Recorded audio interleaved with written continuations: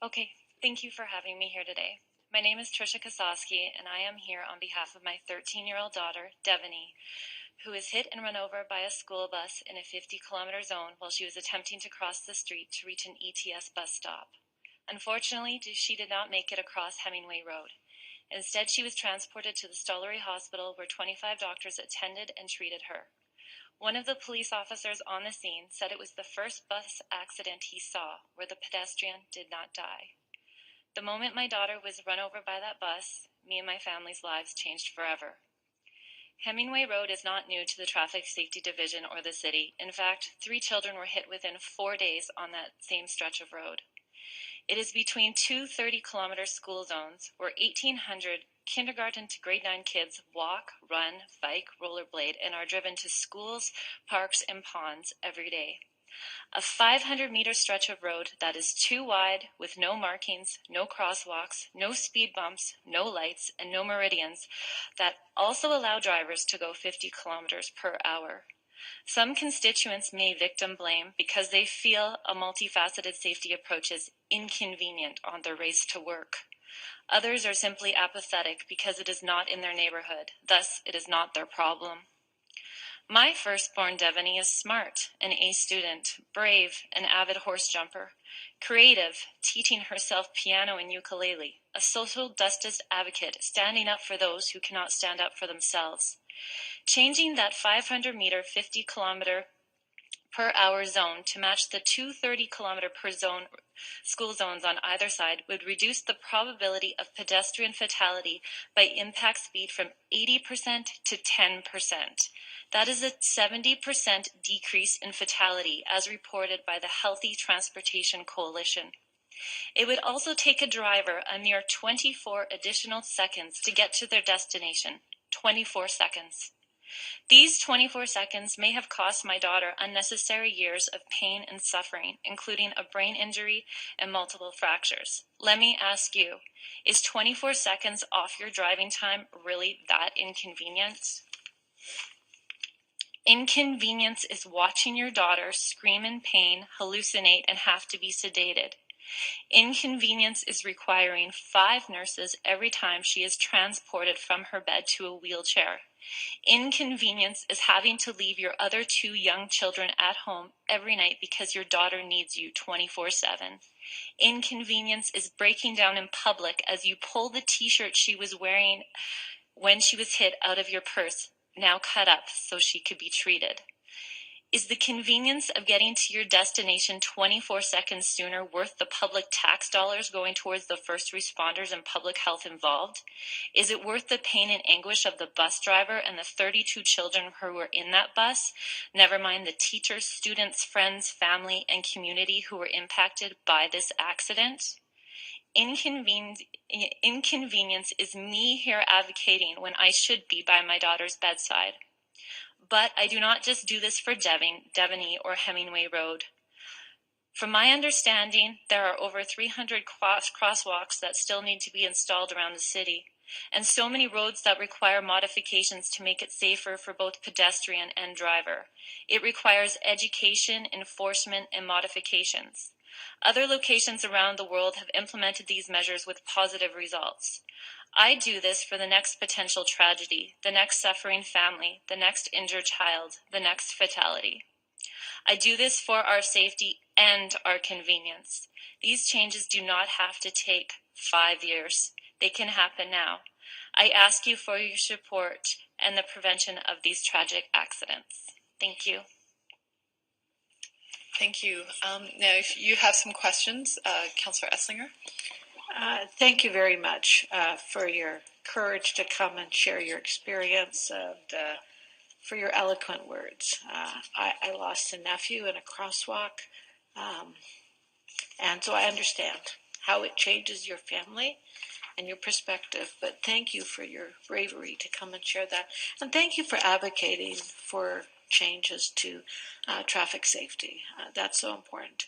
Now, you did talk about, I think, if I understand, identifying Hemingway Road, the 30 to 50 to 30, you wanted consistently 30, is that what I'm understanding? That's one of the approaches. I think a multifaceted approach is the best option, even if it's to 40. But right now, there are no lines on the road. It is a very wide road, which encourages speeding. There's no crosswalks to get to the ETS. There's no meridians. There's no lights. So I think if some engineers came forward and were able to figure out the best approach, that would be beneficial. And that's part of what we do under Vision Zero. And I'll ask administration specifically to look at this road, because I think we understand your concerns. And our goal is to make sure all roads are safe for everyone. So thank you very much. Thank you. Councillor Walter. Thank you, and also thank you for coming, and really hope your daughter improves. Has there been a history of concern raised by the schools or the community about this stretch of road that you're aware of? From my understanding, yes, and I do believe that Bessie Nichols School even reached out to Sarah Hamilton, and I do know that they're going to be doing some future things as well. I also know that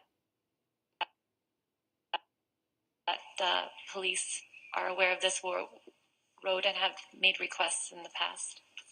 How far back do those requests? Do you have any sense of that? I haven't had time because unfortunately this. No doubt. No doubt. But I do know just from word of mouth on social media, it's been quite a while. Like I think around 10 years. Right. Okay. Well, thank you for that, and thanks for taking the time to be here. Thank you, Councillor Benga.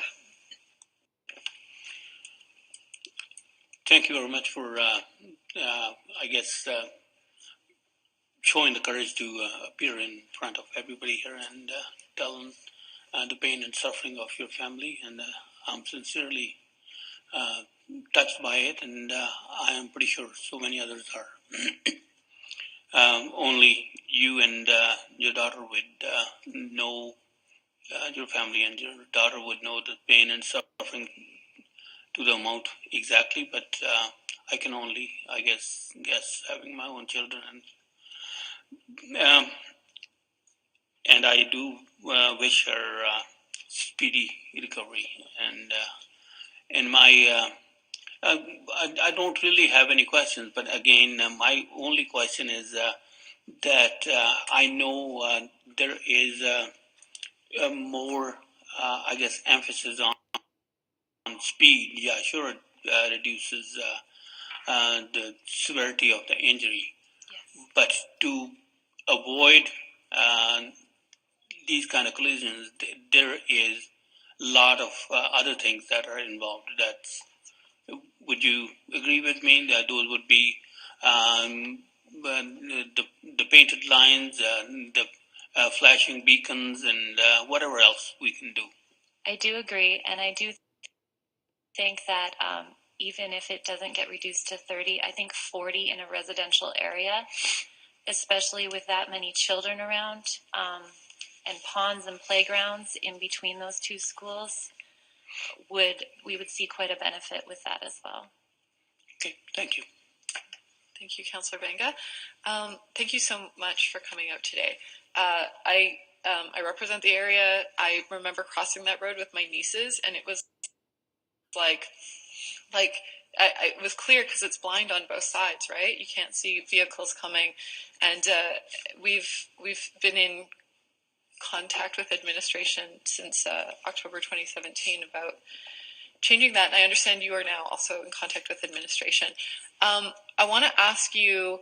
I think you're making a really good point about the engineering of the road. It's wide. There's no visual obstacles in the way. You've lived in the neighborhood, I imagine, for some time. Could you speak to other factors, for instance, driver behavior in the neighborhood, or how people move around? Is Hemingway Road a main road to get in and out of the community, for instance? Absolutely, it is. It is very congested, especially with two schools. It's one of the only, it is the main artery to those two schools. And then right in between you have this 50, and it's almost like drivers feel like they have a moment to just speed up. And it is very congested in the mornings. Unfortunately, the schools are where they are right now, and I don't know how much can be done that way. But driver behavior is definitely an issue. Do you find, because I've had reports from some parents in the neighborhood talking about even people texting while driving, people other distractions that are happening? Of You course, observe that? when you're going slower, I think sometimes people have the mentality that if you're driving slower, then you can text and it won't be an issue. And especially with so many young children around and parked cars on the side of the street, I think education is very important. Thank you. And you've been involved with, I imagine your daughter attends one of the schools, and this has been a concern for both Bessie Nichols and Sister Annetta Brockman, thank you, for quite some time. Has there been some conversation within the school about how they can make that environment safer for students? I'm aware of some. I know some. Obviously, through School Zone, there's been some notifications to the parents, and in speaking with the children, there is a lot of education on ensuring they cross the streets properly. Also ensuring the parents don't choose to take their children across a part that they're not supposed to. That's important as well. I do want to also make sure that to note, though, that this didn't happen in the School Zone. And, it all needs to be looked at, though, definitely. Yeah. Thank you so much for coming today.